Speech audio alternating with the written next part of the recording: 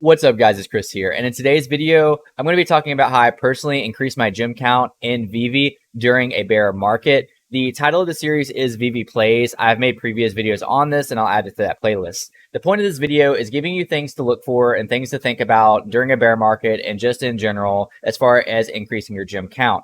As always, nothing in these videos is financial advice, just some things that you can think about. The reason I post my previous plays, not plays that I'm going to make or whatever, is because I don't want to come off as trying to pump my own backs.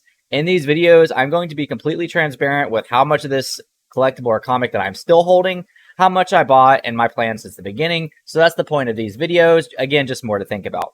Personally, I do flip and trade more than I hold, but I have some items and collectibles and comics that I plan on holding for a long time. And then I have some short to midterm plays, and I make those quite often, and I have been transparent about that on my channel since day one. So without further ado, let's jump right into it. And also in this video, I will be able to use the Veve web app to be able to show you the trades that I am making or that I've previously made. Really excited to be able to use that in these videos. It's gonna be a lot easier than the previous way of making videos. As always, subscribe to the channel if you're watching this video and you're not subscribed. It helps me out a ton. And like this video for the YouTube algorithms, and let's get right into it. So as you can see, lately I've been doing more buying and selling. Most of these are just comics, and for comics, I'm really just stacking comics that I like and I think are valuable. And I think that when comics do come to showroom, personally, I think people are going to FOMO in, like usual. Like I always preach in these videos, that it's a very reactionary market, and that all around the board we can see some comic prices go up.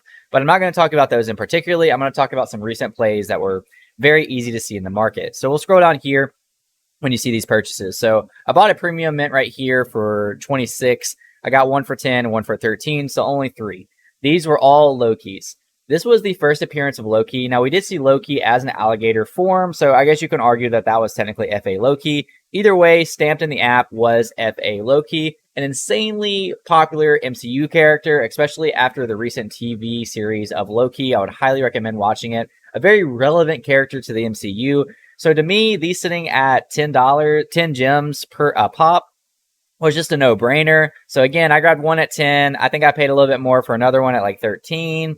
And oh no, I think I bought 2 for 10 actually. And then I paid premium for a premium mint number. Fast forward until now, and it's already at a 2x, over a 2x if we're counting 10 gems, even after fees. So it's at 23 gem floor, basically a 24 gem floor, and it's decent, you know, there's a decent amount listed at floor.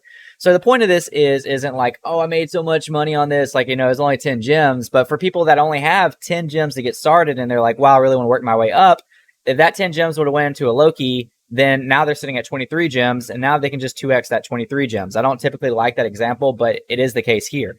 So in my case, I'm still holding 2 of the 3 Lokis that I bought, but just with buying 3 Lokis, if I'd have bought them at an average price of 12 gems per Loki, I would have spent a total of 36 gems. And now if I would drop all these at floor for around 24, I'd be sitting around 72 gems total. It would be a little bit less after fees. So let's say anywhere between 65 and 70 gems. Again, you can increase this scale as high as you want. Granted, if you're a well and you're buying hundreds of these, it's not plausible to dump all 100 at floor and just be able to get that liquid immediately. But again, if you're growing your gem count from prices like 10, 20, 30, you're already getting close to 100 now. And then you could do something else with that 100 if this is starting to make sense. And yes, I do believe even if you bought 10, 50, 100 of these over a course of a couple of weeks, you could start dropping 5 on floor at a time, 10 on floor at a time, and eventually get your liquid back from that. And also, to me, Loki, again, is a no-brainer because he's so big in the MCU. Even if this is a Marvel Mighty, look at the previous Marvel Mighty FAs. They do pretty decent. I mean, this is Loki. So, again, one of the most obvious plays to me recently. So let's move on to the next one. This one is more of an example than like a good play. But if you'll notice, on June 25th, I did sell one of these Title X block of 4s on floor for like around 104 gems. I actually sold it for a little bit more than that. I think I sold it for 110, and then after fees, it comes out to be 104. But the reason I did this is because Veve actually made an announcement just talking about this stamp. Again, the point of this isn't that this was just like an amazing trade that I want to brag about or anything like that. Matter of fact, right now, I did sell a 3-digit. There's actually 3-digit floor is at 120, as you can see. So it's not that. It's just the fact after Veve mentioned it, that buying pressure is there, and that happens all the time. We've seen that with the DeLoreans, pretty much all of them, but the UR specifically. when Veve would mention like 3 different times about how they're going to be drivable, prices would hike and buying pressure would be there. And then when it was not really talked about as much, the buying pressure would go down and the floors would kind of stay. So right now, maybe there is a lot of buying pressure right here on these stamps. I really don't know. I don't watch them that much.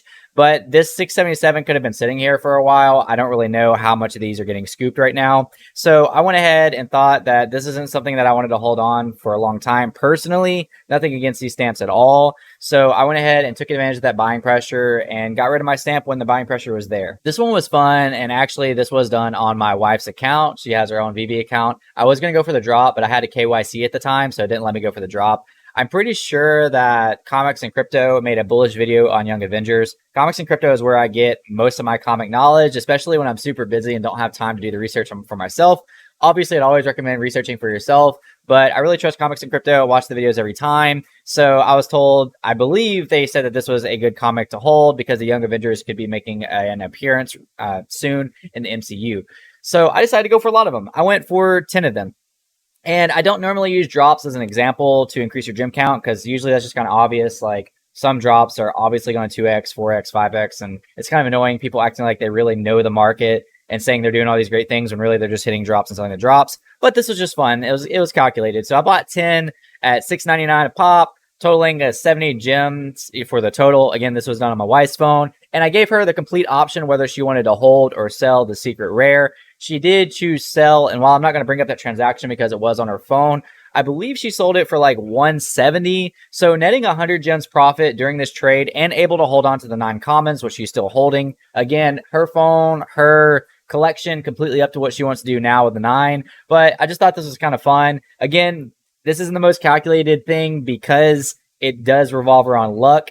But a lot of times, especially if it's like a really good comic or a debatably good comic, I do like going for a lot of them, even when nobody else is going for a lot of them, because if you hit just that, even like the rare, ultra rare at times, it makes up your total investment. So I would consider this like a Degen Veve play, basically just buying a bunch of things and hoping that you hit one good one. This did work out in this case, and just another perspective on growing your gem count. I'll go ahead and share one Degen play that I'm currently making at this time. It's the uncommon from the day. To me, it just looks really good. Here's my holdings. I have 1, 2, 3, 4, 5 of them. I try to buy 4 digits of all.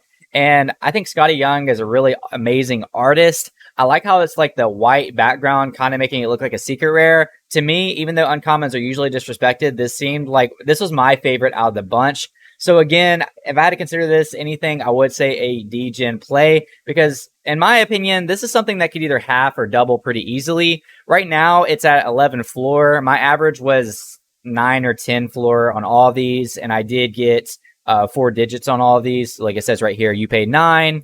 And so yeah, I scooped up 5 of these. This is a current play that I'm making right now. If this does go up and it does double, I'm not going to sell all of them because I love the artwork so much. What I'll probably do is just sell a couple and then hold on to the rest. Again, I'm kind of in between a long-term holder and a flipper. I like to do both. I love to get my initial investment back out of these comics and collectibles. That way I can let the rest ride free. So, for example, if this 2x and I sold half the ones that I bought, or if I sold 3 of them that I bought, I would have a little bit of profit and I'd be holding 2 for free. So that's kind of my plan with these. But again, they could also half, these could be worth 5 gems a pop because the comic's not super popular. Who knows? But, this is just being transparent about a current play that I am making right now. Not trying to pump my own bags. I am being completely transparent with how much I'm holding and what I'm doing with it, what my plan is with it. So there you go. Well, there you go, everybody. That's Veve Plays. Please like this video if you enjoy this type of content. I enjoy doing this type of stuff. I like trading. I like being active. I like making money off of my favorite superheroes and supervillains. So I enjoy this. Let me know if you enjoyed this by hitting that like button and leaving a comment down below. And I'll see you guys next time. Peace out.